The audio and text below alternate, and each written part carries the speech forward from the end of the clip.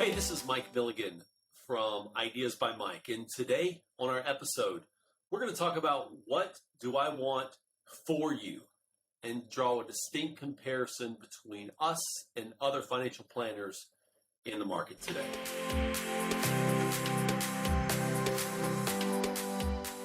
All right, welcome back to an all-new episode of Stories, Resources, and Ideas. I'm your host, Mark Conway, and I'm joined with Mr. Mike Milligan. Man, you have been crazy busy.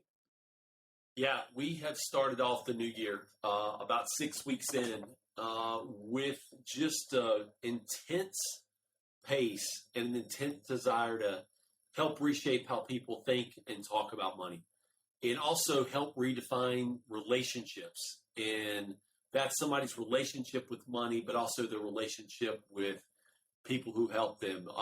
Just this week alone, Monday through Thursday, there were 31 appointments on the calendar with 31 distinct people to talk about redefining their relationship with money. And it's been great. What I haven't been able to do this year, Mark, is I haven't traveled. And, that's kind of odd for me to stay one place for a long time. But, this weekend I get the opportunity to go see some really close friends get married on a Monday night President's Day wedding in the nation's capital. So wow. It's going to be an amazing weekend leading up to that wedding on Monday. So and a lot of fun. It sounds that way. And I'll tell you, for those of you who are listening, there's been a new element added to the show, which is video. So this week, for the first time on Stories, Resources, and Ideas, we are recording a video as well as an audio. So that's right. Follow the Instagram and the Facebook, because I think what you're going to see is an opportunity to kind of put more names with faces, have a better understanding, and we'll give some good diagrams of different things along the way. So just like the new year is evolving into what it's going to be, the show is evolving into what it's going to be. So now, February's flying by. January's gone. February's almost gone. You are, basically in 31 clients in 31 days. And what's amazing to that is it's not just reactionary things. It's not just people doing the New Year's resolution things. It's people who have thought this through and listened and talked to your team and heard the show and seen your business.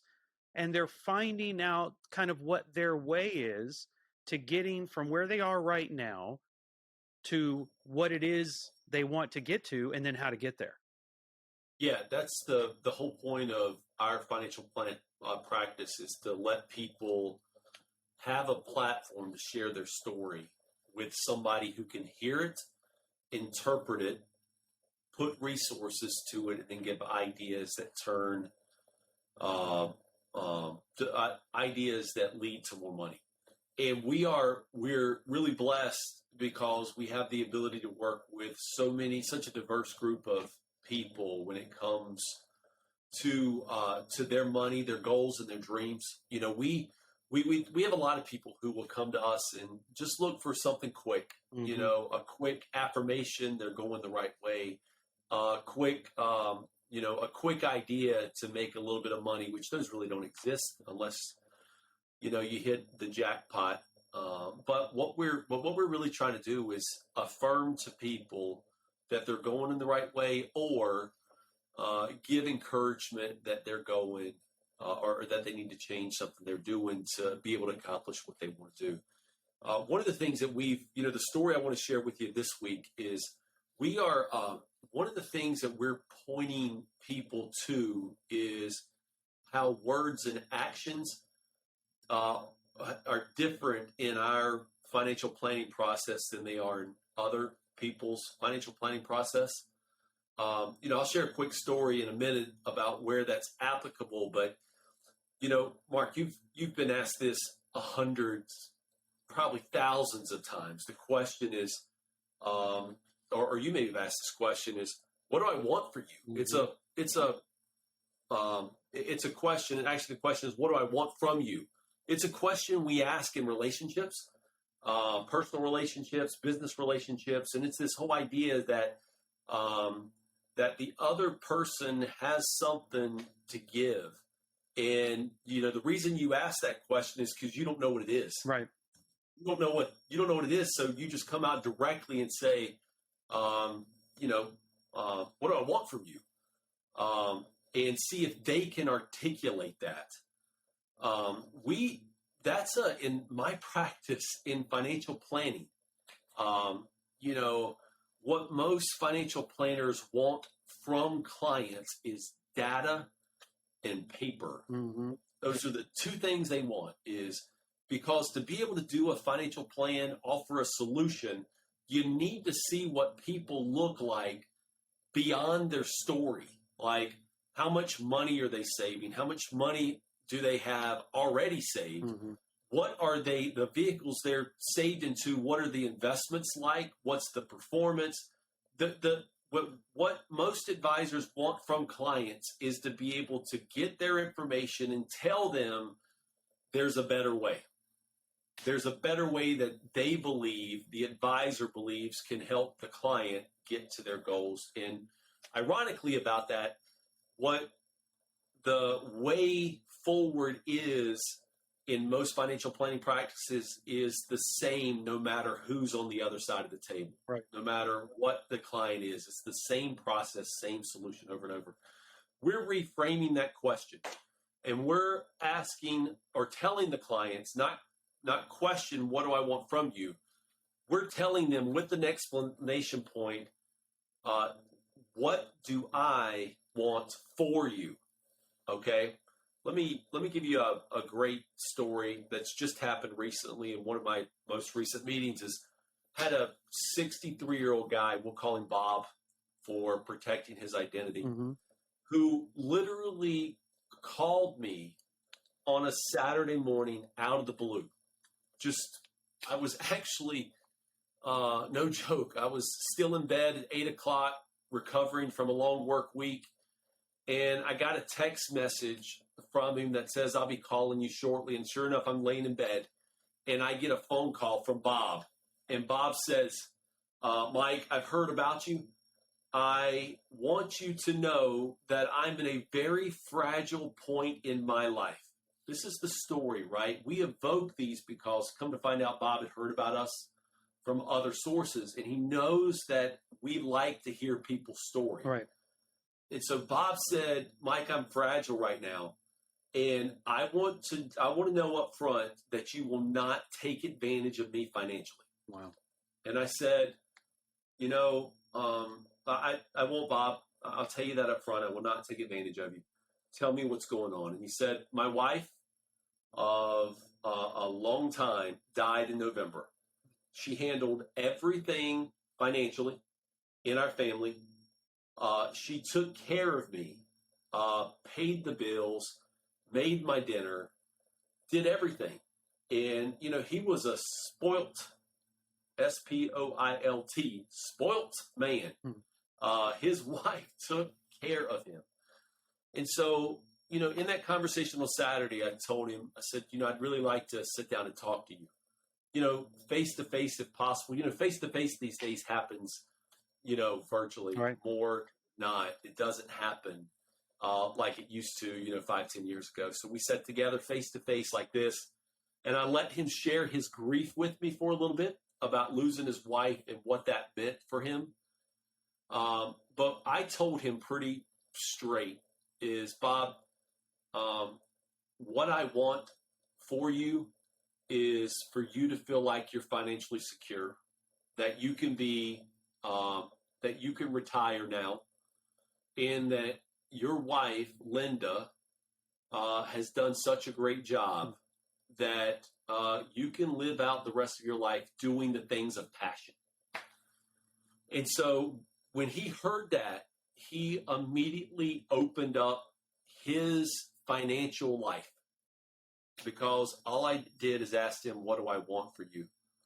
And, he, when he opened that up to me, of course we talked mutual funds and retirement accounts and Social Security benefits and pensions and death benefits and mortgages and credit card debts. We talked about all that stuff, but we talked about it from an educational point of view. This man is 63 years old, and he didn't know the difference between a mutual fund, a stock, and an exchange rate fund. He didn't know the difference between a 401k and his bank account. Wow. He didn't know the difference between what it meant to pay off his house now and continuing making that interest payment for the rest of his life. Hell, Mark, he didn't even know what his credit score was. He didn't know if he could get a credit card. He didn't know how much he owed, how much he had in the bank. He just didn't know. And he didn't know what he didn't know. That's right, because his wife Linda took care of everything. And we get in these situations often where we talk to clients, and they are so oblivious, blinders on, because it's easier for my spouse to take care of it. We also get these blinders on because sometimes it's easier for my advisor to take care of it than to do that, right? And a lot of times there's a trust that comes in an advisor relationship, and it works until it doesn't work, and then you claim ignorance of a situation and an outcome. But when you really look at it, if you claim ignorance because you put trust in somebody or didn't ask the right questions, yet you sign everything away, who's really at fault there? Right. Is it the advisor if they did everything ethically possible? Or it's the same thing with the spouse. If you give everything to them, one day the day of reckoning can come where you have to sit across from a table and hopefully find somebody who will say, what I want for you is for you to understand what you have, right, and understand that you can retire. It's a powerful thing to be able to take a couple letters in a word, take out an M, rearrange some letters and go from and for.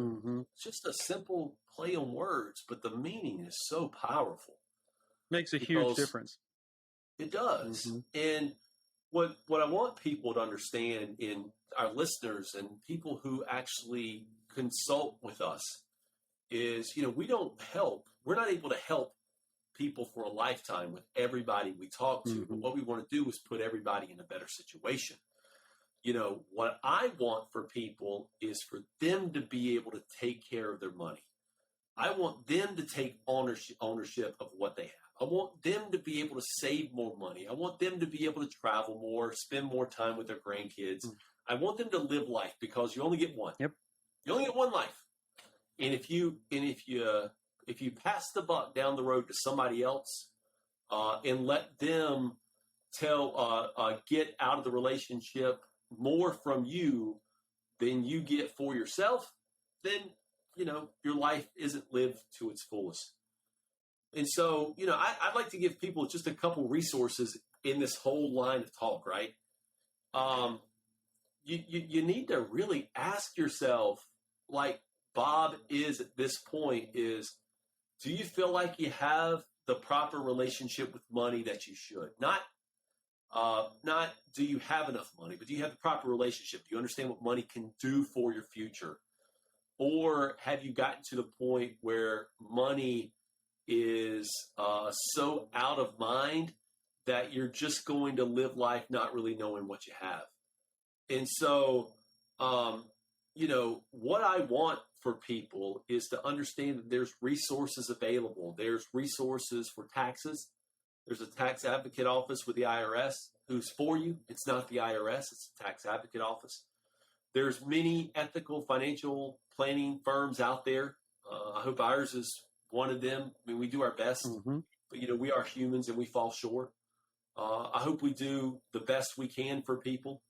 And then there's many investment companies that are out there that are really good for people. And the idea is when you realize, when you start in a relationship with somebody, you need to make sure what they want for you is the same thing you want for yourself.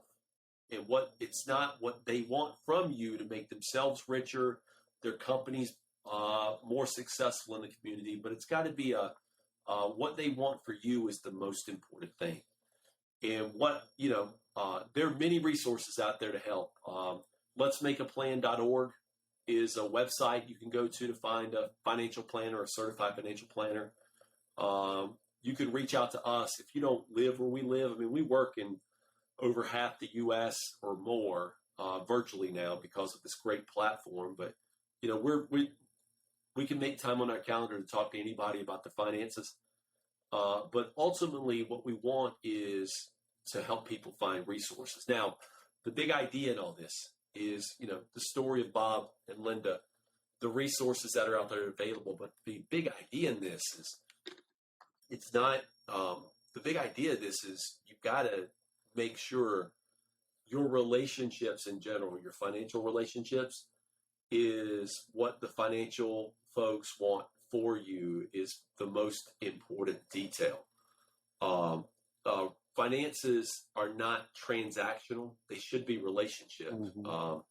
And so when you have a relationship, when what I want for you is the most important thing, then you've found your person. You've absolutely found your person. And I think that's a big thing, especially today. You know, we're losing the physical face-to-face. We're transitioning away from this physical face-to-face, and so many people would derive we'll call it a gut feeling about who they were going to do business with by being able to meet that person face-to-face. So our words carry so much more weight now. And the way we ask questions, the way we present ourselves, the way we do business, because we're not getting face-to-face with the vast majority of the people we're going to work with or we're going to interact with. So going from to for becomes monumental in today's new way of communicating. Right. Mark, you're in the food business, mm-hmm. right? Just a little bit. Yep. You know, when you go into a restaurant, that, you know, you got a world-renowned chef, a great local chef, whatever. We got some great local chefs where we are. We do. I mean, just some absolutely fantastic food. But, you know, you've been in restaurants or been in experience before where the chef has been more interested in the experience of the client, of the actual person eating the food. And you've also seen chefs who've been more into getting praise and reward mm-hmm. for their food. Absolutely. But the chefs that are about the experience of their clientele who comes in, they get true joy out of feeding people. Mm-hmm. Those who are more interested in notoriety are trying to elevate their career. They're trying to get on, you know, Iron Chef America and all those shows, right? But there's great, and you can sense that when you walk into a restaurant where it's more about the chef than it is the experience. Right. A great chef and great food is about the experience as much as it is about the quality of the food. Wouldn't you agree about that? Absolutely. I mean, the old adage is you eat with your eyes, you know, and your eyes really can see the story of everything. And you can tell why, you know, what's most important when you go into a restaurant. And I think you can do that with any business, is you can tell what's most important by what experience they're trying to convey. Yeah. And, you know, just to drive this point one more home to really illustrate my point is, if we think about in the health world, mm-hmm. like personal training, for instance, you know, there's personal trainers who are going to walk in, you know, you're going to go in and you're going to see them, you know, they're going to see 30 people a day, every 30 minutes, you know, 15 hours or 20 minutes or whatever. Right. And everybody who walks in is going to do the exact same exercises. And then you've got other personal trainers who, you know, instead of seeing 30 are going to see 15, but they've customized something for that person's athletic ability, some injuries or other reasons. Now, that's not to get me wrong. You can absolutely go to a gym that has a regimented style all day. You know, CrossFit is regimented. There's a lot of regimented things out there, but there are great coaches in those regimented programs because they come over and meet the person where they are, encourage them, and offer alternate things to do. That's right. There's great financial firms out there who are very regimented, large practices that can tailor approaches. That's what we do, is we tailor approaches. And so people need to just realize that their relationships, especially when it relates to money, make sure you find somebody who wants something magical and perfect for you to enhance your story, right? Make your story and your experiences of life better, and hopefully turn ideas into money. And again, guys, on Instagram, you want to follow Ideas by Mike on Instagram. You're going to see everything from clips of different things they have going on to information to stories and ideas and ways to help you even determine where it is you actually want to be. Because a lot of us don't know, just like the story today, where we are or where we want to be. We just don't know what we don't know. So follow on Ideas by Mike on Instagram. And then the website is meetwithmikemilligan.com. Again, you'll see that on the screen, meetwithmikemilligan.com. Reach out to the team. Even when you message on Instagram, you are talking to Mike and his team. So ask your questions, send ideas over that you're trying to work through, and it doesn't matter where you are. Mike and his team can work with you right where you live. Well, Mike, man, I think today was an excellent opportunity for somebody to see a real life story and to know that it's okay not to have all the answers. Yeah, most definitely, Mark. We we want to make sure that people understand that they don't have to walk this journey alone in life. There's when you get me and my team, you don't get us for 15 minutes. You get over 20 years of experience on the phone with you at a time, and you get a team that is fiercely dedicated to making things right for you at all times. And so that's what everybody in our office plans for, is to make things right and to improve your situation, turning ideas into money. And that's what it's about. So guys, this has been another great week of stories, resources, and ideas presented by Ideas by Mike. Give a follow and look for us next week on all of your favorite platforms. Take care, guys.